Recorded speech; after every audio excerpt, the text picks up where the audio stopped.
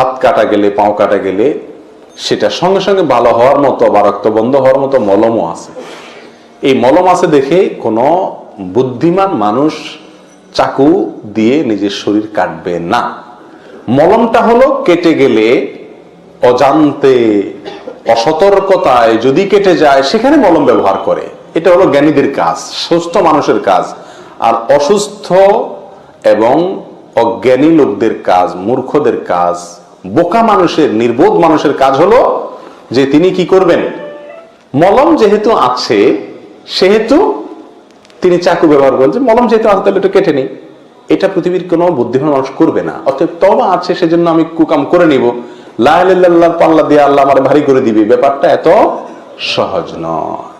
প্রিয় বন্ধু, আখিরাতে নাজাতের জন্য কোন একটি আমলের প্রতি ভর করা, ভরসা করে বসে থাকা, এর চাইতে বা দু চারটি আমলের প্রতি ভরসা করে বসে থাকা, এর চাইতে নির্বুদ্ধিতা, এর চাইতে বোকামি আর কিছুই নয়। তার মানে এই লোকটা আল্লাহ সুবহানাহু ওয়া তাআলার যে আসমা এবং সিফাতের প্রতি যে ইলম অর্জন করা জরুরি ছিল তার ঈমানের জন্য, তাওহীদুল আসমা ওয়াস সিফাত এর পয়েন্টে এসে এই লোকটি এত দুর্বল যে আল্লাহ সুবহানাহু ওয়া তাআলার প্রতিটি নামের যে বিস্তারিত বিশ্লেষণ আছে সেগুলো সম্পর্কে তার ধারণা নাই, অথবা সে বিষয়ে ঈমান নাই। না থাকার কারণে দু চারটি আমলের উপরে ভর করছেন। সবচেয়ে বড় কথা হলো, আমরা যত আমলের কথা শুনি আখিরাতে নাজাতের জন্য, প্রিয় বন্ধু, সে আমল রব্বুল আলামিনের কাছে যে মাকবুল হবে সেই গ্যারান্টি আমাদেরকে কে দিল?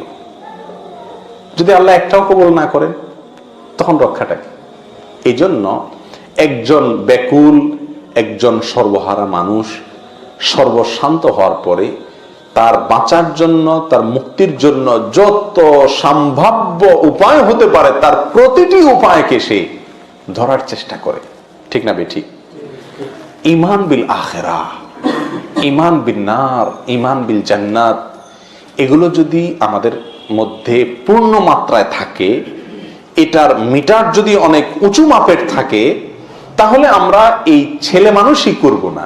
অর্থাৎ দু চারটি আমল পেলাম তাহলে তো মুক্তি সহজ হয়ে গেল, ব্যাপারটিকে এত ছোট, এত হালকা মনে করব না। বরং চাতক পাখির মতো চেয়ে থাকবো কোন আমলটি আমাকে মুক্তির জন্য পথ দেখায়, কোন আমলটি আমার নাজাতকে ত্বরান্বিত করে।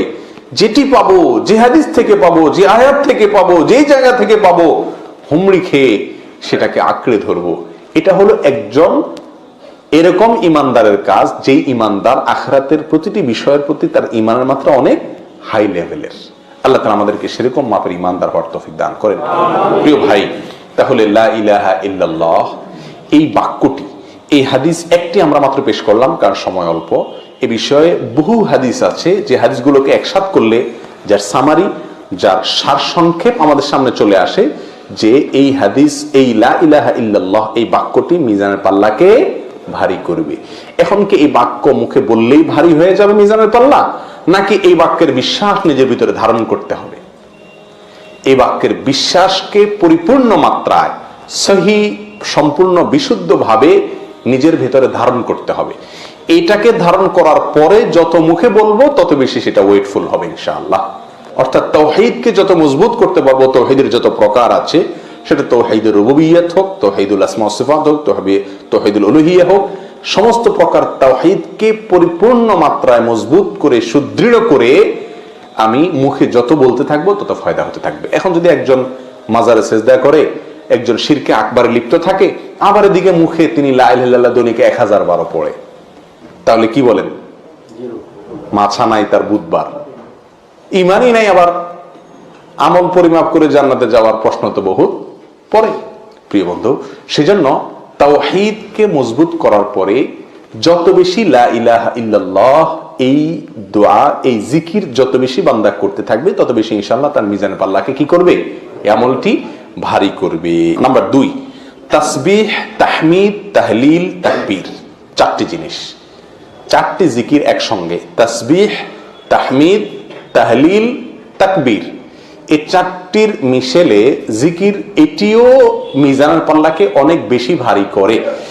এবং এ বিষয়ে আবু হুরায়রা রাদিয়াল্লাহু তাআলা আনহু বর্ণিত সহিহ বুখারীর সর্বশেষ হাদিস, ইমাম বুখারী রাহিমাহুল্লাহ তার বুখারীর ঐতিহাসিক কালজয়ী এই হাদিস সংকলনের গ্রন্থকে একেবারে শেষ করেছেন যেই পর্ব দিয়ে।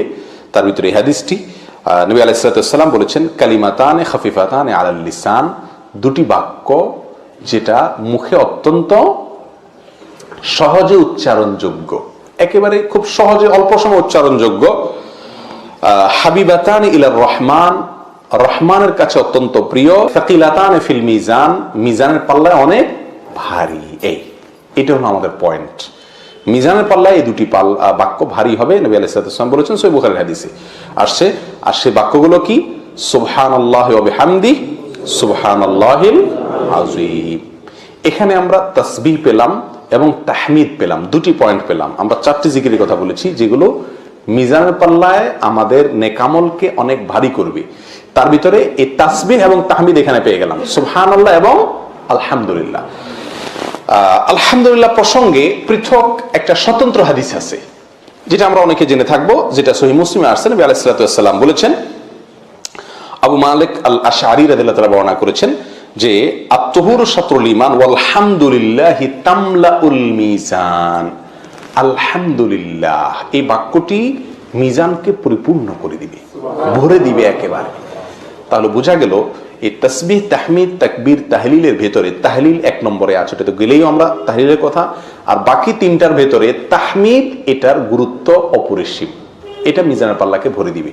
তাহমিদের আমল কত সহজ আমল, কোনো বসে করার দরকার নাই, নির্দিষ্ট সংখ্যায় যখন করার কথা আছে তখন বলবো, বাকি যেখানে নির্দিষ্ট সংখ্যা নাই সেখানে আমি উন্মুক্তভাবে স্বাধীনভাবে বলতে পারছি।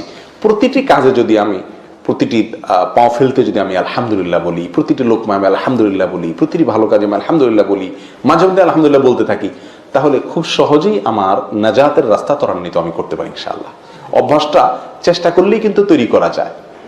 আমরা ওয়াও বলি, অনেক কিছু বলি, এই ওয়াও ফাও এসব না বলে যদি আলহামদুলিল্লাহর কালচার ঘরে নিজের বাসায় তৈরি করা যায়, এটাকে যদি প্রতিষ্ঠিত করা যায় যে আলহামদুলিল্লাহর খই ফুটবে, বাচ্চাদের মুখের খই ফুটবে, স্ত্রীর মুখে খই ফুটবে, মা বাপ ভাই বোন অধীনস্থ নিজের সবার মুখে শুধু খই ফুটবে, আলহামদুলিল্লাহ আলহামদুলিল্লাহ, সবকিছুতে আলহামদুলিল্লাহ, জামা পরে ফেলছো বাবা আলহামদুলিল্লাহ, রেডি হয়ে গেছো আলহামদুলিল্লাহ।